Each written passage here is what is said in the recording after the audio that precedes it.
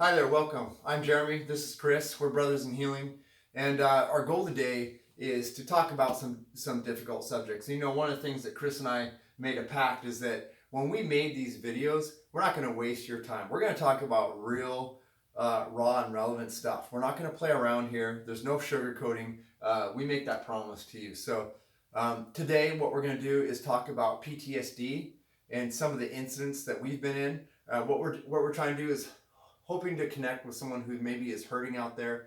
Maybe there's a parent or a child that has PTSD, anybody who has been through a traumatic incident or fears a traumatic incident. This will give you a little insight, a little look into our lives and what it's been like. So, I've been a police officer for over 20 years now, currently a school resource officer at one of our local high schools in Marysville, Washington. And Chris, your experience is what? I've been a police officer for over 17 years now, and I'm also in my fifth or sixth year now as the SRO at our other local high school. Yeah.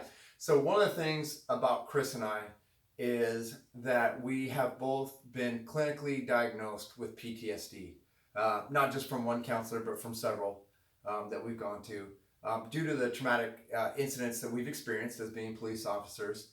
Mine was a shooting that occurred a while back in 2007, hostage situation. And yours was a school-related shooting that took place in 2014 at his high school where he's at. So our high schools are about a mile and a half apart from each other.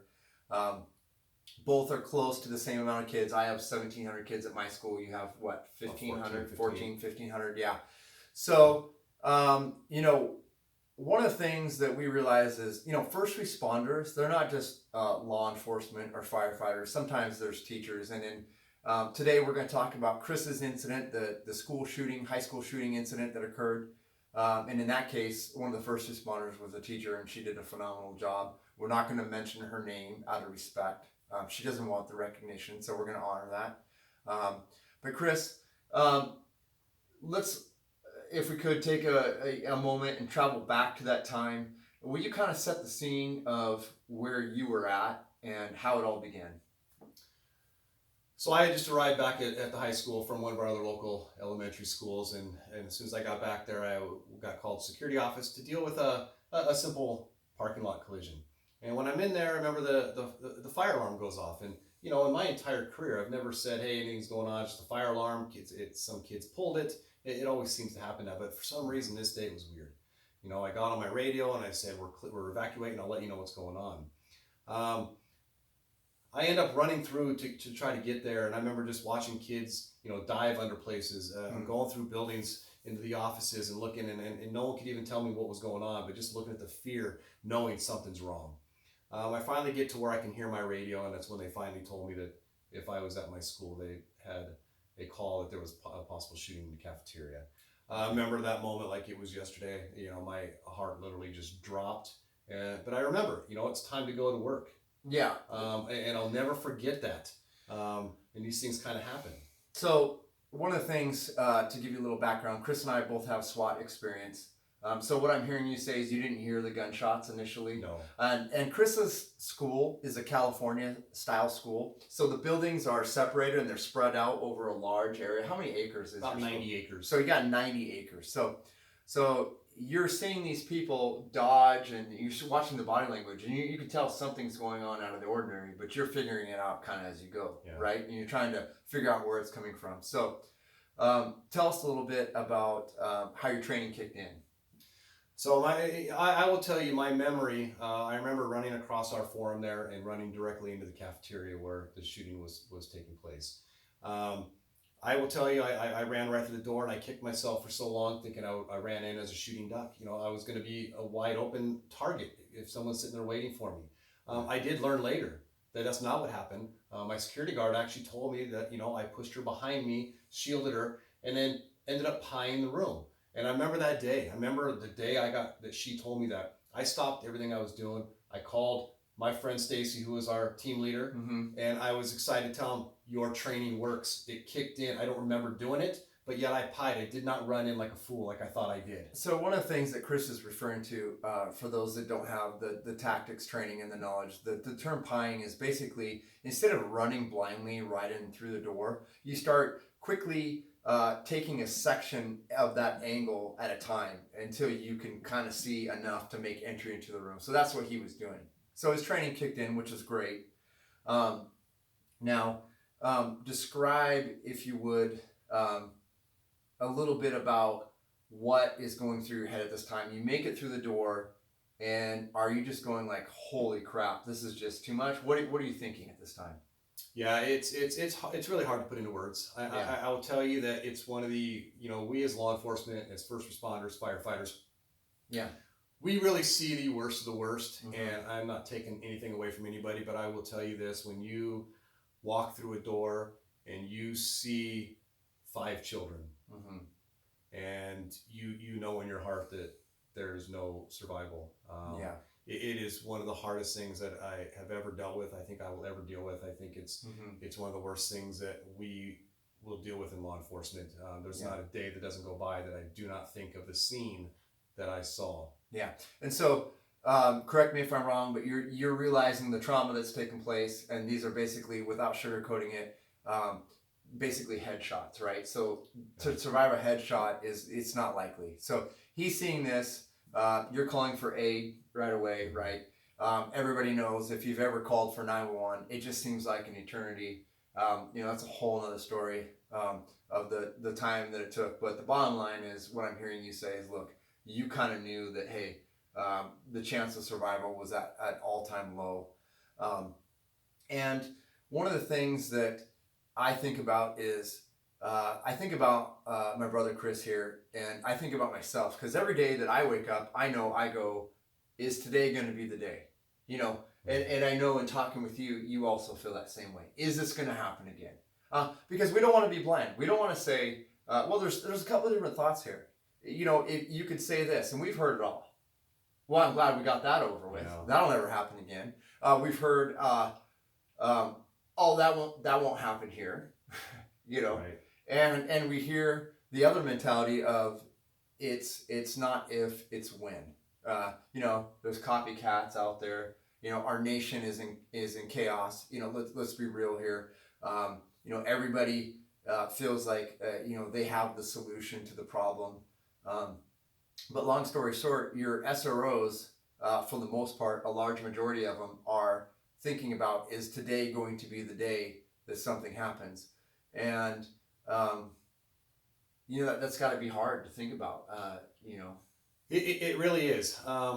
But what I try to do, what I try to do to stay focused is, unfortunately, I do expect it to happen again in my school. And I think if I don't, then I'm going to be one of those people that Right. your head is in the sand. Right. I walk around my campus daily, and I look at every kid as I'm walking by, as I'm saying hi, as I'm greeting them every day, saying, how are your day? Good morning, everything. Always keeping it going. But I'm also thinking, okay, if this kid reaches in the backpack, if he takes something out, Yeah. okay, where am I going to end this threat? How am I going to end it Right. right now? And this is something that goes on every day. And I know that I'm not alone. I know that you guys out there do the exact same thing. I think we just have, I unfortunately have had this platform that is allowing me to try to share what I've gone through and what I continue to go through, and help whoever has not gone through it yet. And I don't say it hasn't gone through it, because I put that word yet, Mm-hmm. because there are a lot out there that are going to go through it. So one of the things is, you speak kind of on a national level now. There's like everybody wants to hear what it's like from you. Do you find that's been helpful in your healing? Talking about Oh my this? gosh, it's every time I do this, even right now, I can feel the anxiety right now when I'm Yeah. talking about it. My heart is racing. It's something I can't get used to, and I don't get over. Mhm. But I'm not gonna lie. The only way to describe this, I remember the first time I did it, and I almost said no. I was almost too scared to talk about it. Mhm. But I said, I have to do it, because you know what? This isn't for me. This is to help somebody else. And I think with that thought process and the way that I've gone, and I've had all the positive feedback from the people that I've shared my story Yeah. with, It is. When I get done with this, I literally, I feel like I can dunk a ball. I don't think I've dunked a ball, a tennis ball maybe in high school. Yeah. And right now I'm lucky to touch the rim. But when I get done doing my presentation and speaking about my day, Yeah. and what I've gone through and what I've done to help myself and hopefully to help everybody else who's going through this, Yeah. It's unbelievable to tell you what it feels like. It is just a breath of fresh air. Yeah. I know me being in the audience and watching you give some of your first speeches to the at the state level. It was tough for me because I saw you up on stage reliving that trauma, and not sugarcoating it, letting it all out there for everybody to see. And this was a room full of law enforcement and school security and school administrators, that are in the trenches, and it was tough to watch you hurt and go through that. And I know what that does to your body and your mind. And first of all, thank you for doing it for number one, because I think when we open up, when we start talking about things, it connects with people. People say, hey, I'm also going through that. I thought I was alone. I know when I got in my shooting, I struggled to try to find somebody to talk to about, that could relate to me, and that's kind of why we're doing this is, we understand the mental aspect piece of this, of the reliving the experience at night when the movie starts to play again, and you have no control. You want to turn the channel, and sometimes, for me anyways, it feels like when I try to turn a channel, it almost makes it worse because I'm mentally trying to, hey, I want to turn the channel, but I can't. Okay, so one of the things that I want to bring up and that we want to acknowledge is, on that day, there was a teacher. If you can talk a little bit about the teacher and what her role was. So there was a teacher that was there in the cafeteria, and I talked to this teacher all the time. We've become very good friends, and I remember her saying, I heard this, didn't know, a lot of people didn't really know what it was. Yeah. They caught them off guard. But this teacher ran towards this horrific thing that was going on, the slaughter of children. Yeah. Confronted the shooter and did what we all would like to do, is make them end it themselves. Yeah. And by that confrontation, which face to face made this gunman put the gun to himself and end, so no other innocent lives were lost, is just unbelievable. And so let's set the scene. Let's talk about that. If you're a teacher or you're a parent and your kids at the table, would you have the courage to run right towards a gunman? And I've had a chance to talk with her myself and meet with her, and for what I understand, she basically kind of reached out and he pulled the gun away and took his own life. She has no backup, really. She has no bulletproof vest on. She has no firearm. For her to put herself out there for our kids, I think is incredible, amazing, and it speaks volume. And it's not just her. I've met other people that have that same mentality, and there are those that have it and those that don't, and we're okay with those that don't. Each person has their own unique qualities about them, and we're not saying one is better than the other, but man, how awesome is that she stepped up to the plate. When her number was called, she didn't hesitate, and I honor that. I know you do too. There's no other. That was my first responder there. Yeah, exactly. So so now you deal with the shooting, and of course we're condensing it down because the shooting incident, you started your day, and what time the incident happened, and what time did you finally get to go home? How many hours roughly would you say? Well, this incident happened about 10:30 in the morning. Okay. And I believe that I went home around 4:30ish. I think around that time. I to this day I'm still not even sure what time I left. So I remember talking to you, and you said you don't even remember driving home. Yeah, I don't remember driving home. Yeah, crazy. So now you go home, and you walk in the door, and you've had this life-changing incident take place. What kind of training experience did you have on how to deal with the traumatic situation? Who taught you anything at the academy or at school? Or I think we listened to one or two people talk about them being in a shooting, but it didn't talk about what you do afterwards. All it said is it was more of a, hey, be prepared that you may have to do this. Yeah. Well, I think we go into this job knowing that we have to be prepared. Right. But what we don't get taught is how to deal with it after.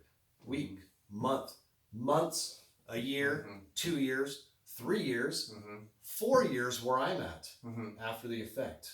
So there was really no plan in place that the department had for you and said, oh, you've been in this traumatic incident. Here's what you need to do: A, B, C, and D. No, not at this time. When we, what we finally started was we did end up having a debrief, which I'm going to tell you guys is a great thing to do. Hopefully all your departments have a debrief for incidents like this. Yeah. So I skipped my debrief on my shooting incident, and looking back, of course, it's always easy to connect the dots. Looking back, I probably would go to the debrief now. When I was in my shooting, I didn't even want to discuss it or talk about it. I mean, well, why would I want to go into a room and talk about it? And that kind of goes along with the stigma of counseling. And you kind of had a quote that you shared with me about counseling. You mind sharing that? Well, tell me which one I'm talking about, because I know we've talked about this quite a few times. The fact that it shows strength. Yeah, I'm going to tell you, prior to this happening, you would have never seen me cry. I would not cry in front of somebody. I would not show emotions in front of my wife, in front of my family, in front of colleagues, anything like that. There's just, I wouldn't do it. We as police, we're not supposed to show emotion. We're supposed to keep on going. Right. And I'm going to tell you, going through that first debrief, it allowed me to let my hair down, basically. And once I started talking about it, I felt powerful. I mean, there's no other way to describe it. I felt like I had strength now, that I was able to show my pure emotions, talk about what happened to me. Same thing right now. I do my presentations even to this day, and I still get emotional. I still shed tears all the time. Sure. And I don't think I'll ever get away from that. So, reaching out and trying to connect with someone who's maybe had a traumatic incident, who hasn't gone down the road of counseling or talking about it, what would you say to that person? I say get in there. I really wish now, I would love to go into every police academy, every fire academy, everything on day before they graduate, and just show them. I want to show them the strength. I want to show them my tears. I want to show them the raw emotion that they're going to hear and they're going to feel, the things they're going to see, the things they're going to smell, the emotions they're going to have after. When you wake up in a sweat because you don't know why, and your heart races for no reason when you're driving down the road, when you hear a song that has nothing to do with anything and you start crying, that's what no one's taught. Yeah. And I want to get in there and show them that this is what you need to do, and start that day one. I don't care if you have anything that's not going on at that time. When you start your career in law enforcement or something, go get a mental health professional that you can start talking to. I don't care if you talk about football, basketball, talk about your kids, talk about something. It doesn't have to be sad.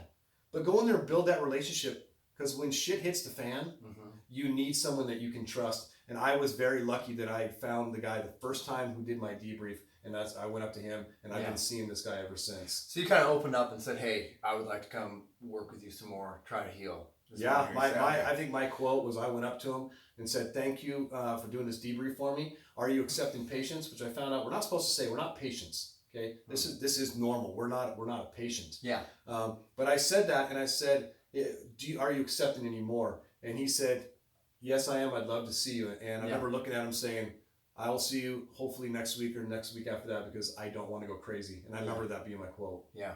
So I know you'll agree with me on this, and I know we kind of briefly talked about some of this stuff, but counseling, when you go to counseling, it actually shows strength, not weakness. I totally agree with that. Yeah. And I look at it like this. When I started 20 years ago, it was the old school mentality. Hey, take a couple shots of whiskey, get over it, get back to work kind of thing. Don't show your emotions, like you were saying. I think that as a society, it's tougher for guys to show emotion. It's more acceptable, I still feel, in primarily in the United States anyway, for girls to cry. It's okay. Guys, it's seen as kind of a weakness. I know in our circle, that can be the stigma, in law enforcement. But here's the way I look at it. If something's messed up with your tooth, you go see the dentist, right? Your arm's broken, you go to the doctor, you get a cast, right? If something's wrong with your brain, you go see a counselor. It's just that simple. Don't look at it as being something bad. It's just, if you can fix the main computer up here, everything else kind of falls in line. There's a video that hasn't been released yet, and I hope it is very soon. It's going to be a great kind of a documentary on getting first responders to go seek help.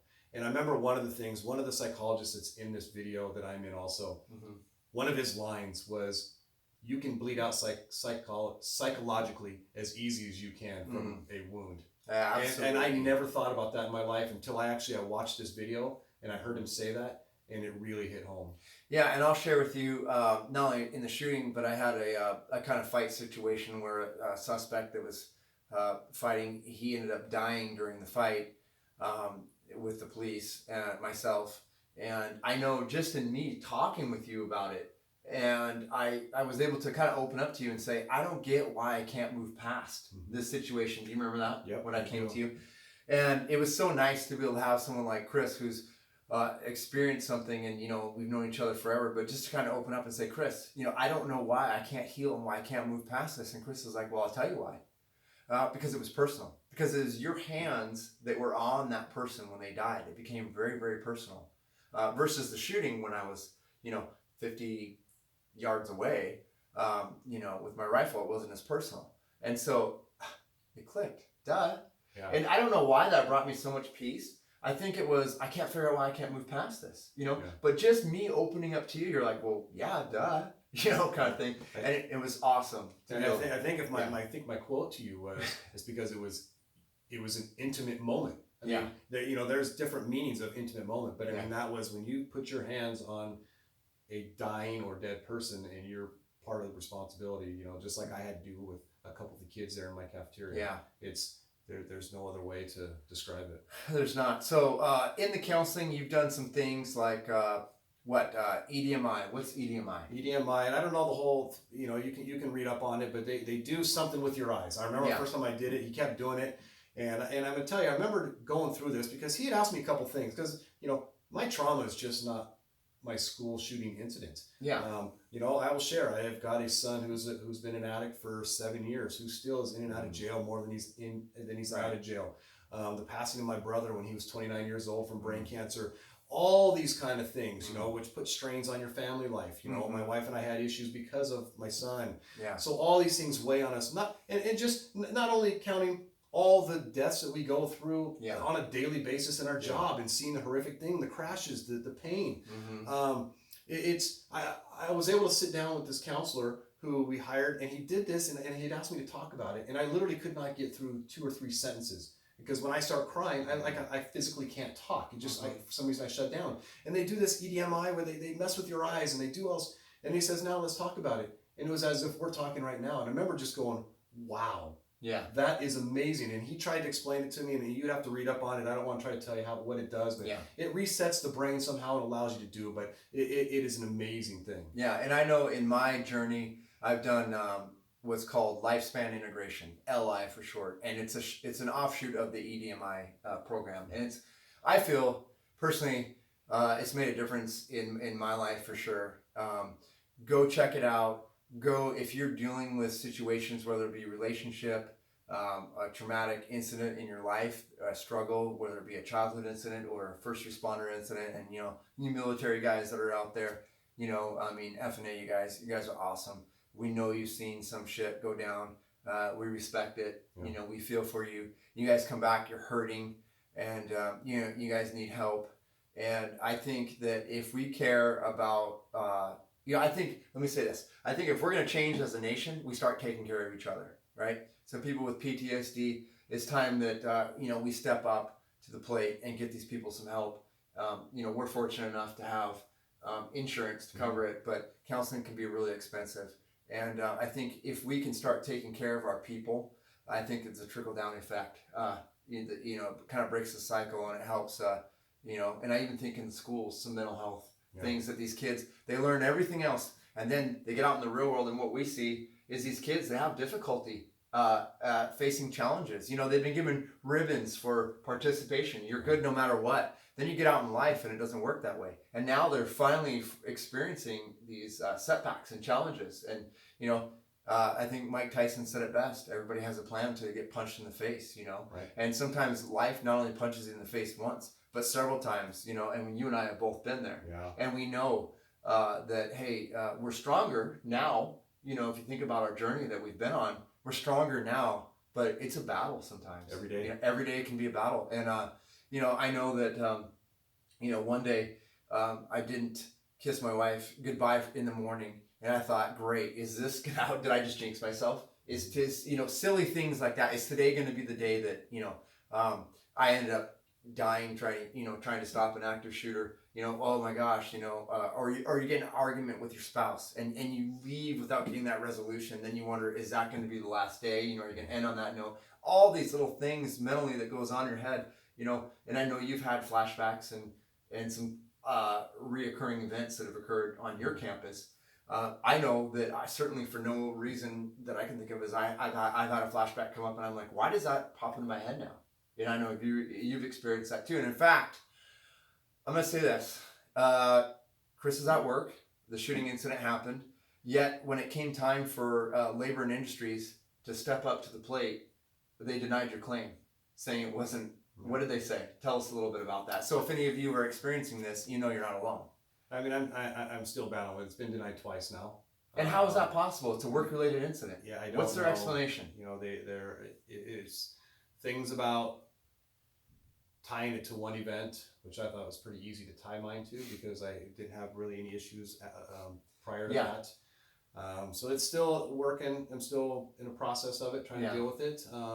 I do know that the governor, we did sign something in Washington where now it's going to make it somewhat easier for first responders.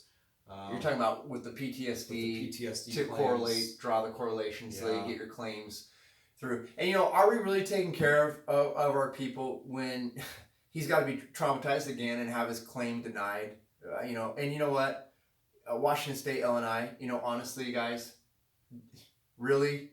I mean, I'm sorry, there's just no excuse for it. The public doesn't like that. Teachers don't like that. They hear that. They think it's BS. You cannot sell that to us. So stop. Do what's right. If there's anybody that works for the Department of Labor and Industries, or if there's any, attorney that's out there that sees this, or somebody that can give us some advice on how to get his claim approved, we would appreciate it, because we think it's absolute BS that you deny his claim. Never had, any huge trauma happen to where he needed help before. Now he reaches out for a work-related incident and it's denied. I just think that's BS. Yeah. I think we'll get there. Okay.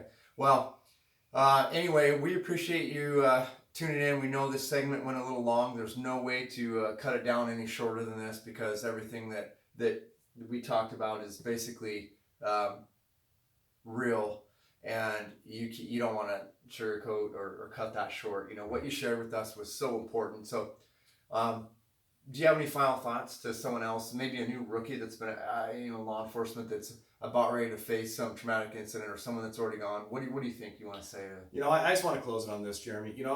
It's like I said, go out and get the counseling before you need it. That is the most important thing. Before you need it, know what you need to have in place. I do have steps now in place for me. When I had an attack just not a couple weeks ago in my school again, where I had to call the medics, and I was able to stay. But I knew what tools I needed to do, how to breathe, what to look for, what to do to control myself to get me back on track right away, instead of going into a complete passing out scenario. So get these tools prior before you know it, before you need them. And just know this, we got to lose the stigma of counseling. Counseling it's not a bad thing. It's not a sign of weakness. It is not a sign of you're not strong enough to do your job, or you are just weak-minded or anything else. To me, and I know to you too, we've talked about this, you getting counseling and you talking to counselors and you getting the help you need and sharing everything, that is the most strength that I believe that you can show and that you can demonstrate. You're able to show your emotions. You're able to go talk to somebody about it and deal with it and own up to it. There's not anything that I don't not share with anybody. And you know that as a fact. Yep. That I am an open book. Sometimes I think I share too much, but to me, in my own heart, that is a sign of strength, not of weakness. I agree 100%. And I think in our next segment, we're going to talk about some of the tools that Chris referred to that you can use if you haven't seen a counselor, maybe you have, that have worked for us. I'll share what works for me. Chris will share what's worked for him. So stay tuned. We're Brothers in Healing. Thank you so much for tuning in. Appreciate it. Thank you, guys.